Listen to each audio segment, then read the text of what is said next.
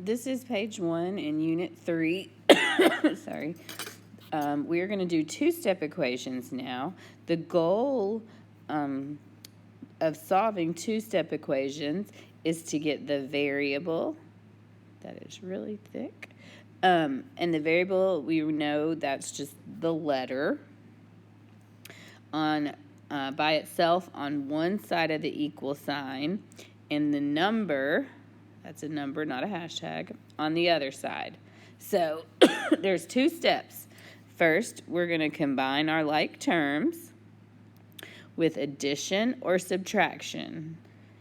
And then after that, we're going to get the variable or the letter by itself by multiplication or division. So step 1, we're either going to add or subtract. Step 2, we are going to multiply or divide. So let's do some practice ones. So the first thing I want to do is identify the like terms. I have a negative 4x, a 2, and a 10. Well, the 2 and the 10 are the same because they don't have a variable on them. So if I pretend like these are houses and the x is right here in this house, that means that everything is going to have to get away. So the first thing I'm going to do is get that 2 and 10 together. So I'm going to minus 2. On the left side, I have negative 4x. 10 minus 2 is 8. All right, step 1, check. Step 2, I'm going to multiply or divide. Well, I know that the negative 4 is being multiplied by the x, so that makes me have to divide. X equals negative 2. All right, let's try this next one. Same thing. I've got my two like terms here. They're just numbers. They're not anything else. I've got my houses. So I need to get the minus 2 to go away first. So let's add 2. And I'm sorry this is a fraction. That was kind of ugly of me, and I didn't mean to.